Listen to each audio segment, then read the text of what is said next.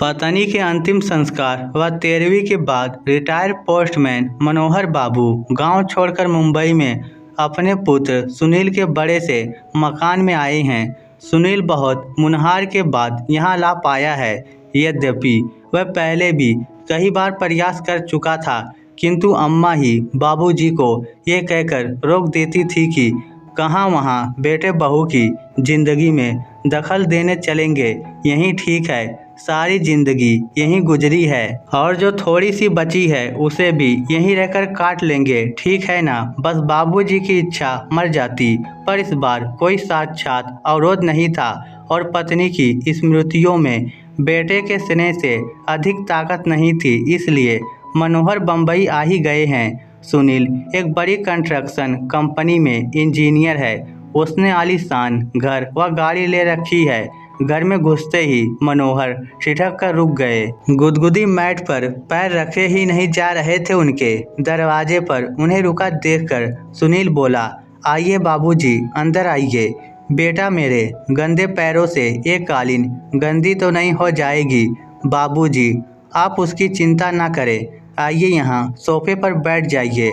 सहमे हुए कदमों में चलते हुए मनोहर जैसे ही सोफे पर बैठे तो उनकी चीख निकल गई, अरे मर गया रे। उनके बैठते ही नरम और गुदगुदा सोफा की गद्दी अंदर तक धंस गई थी। इससे मनोहर चिढ़कर चीख पड़े थे। चाय पीने के बाद सुनील ने मनोहर से कहा, बाबूजी आइए आपको घर दिखा दूं अपना। जरूर बेटा, चलो। बाबूजी, यह है लॉबी जहां हम लोग चाय पी रहे थे।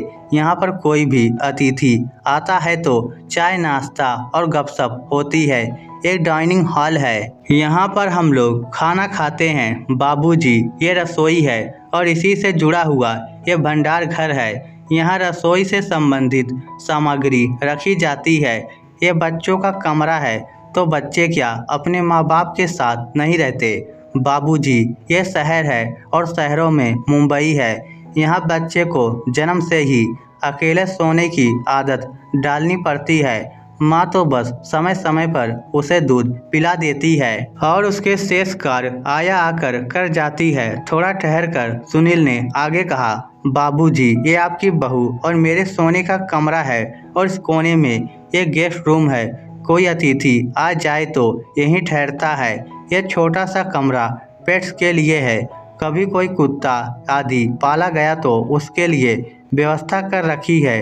सीढ़ियाँ चढ़कर ऊपर पहुँचे सुनील ने लंबी चौड़ी छत के एक कोने में बने एक टीन की छत वाले कमरे को खोलकर दिखाते हुए कहा, बाबूजी, यह है घर का कबाड़ खाना।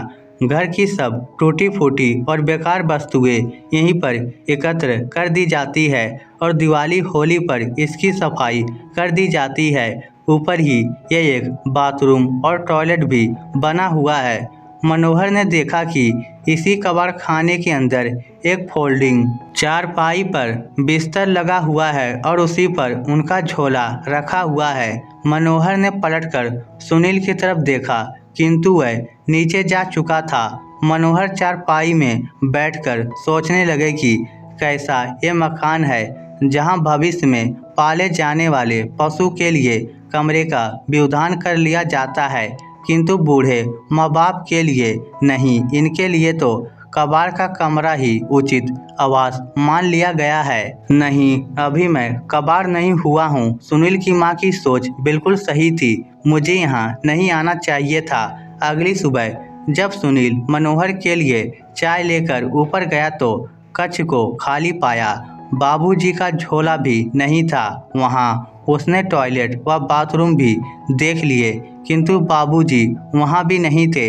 वह झट से उतरकर नीचे आया तो पाया कि मेन गेट खुला हुआ है। उधर मनोहर टिकट लेकर गांव वापसी के लिए सवेरे वाली गाड़ी में बैठ चुके थे।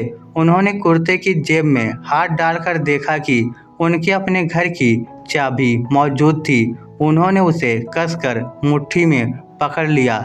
चलती हुई गाड़ी में उनके चेहरे को छू रही हवा उनके इस निर्णय को और भी मजबूत बना रही थी।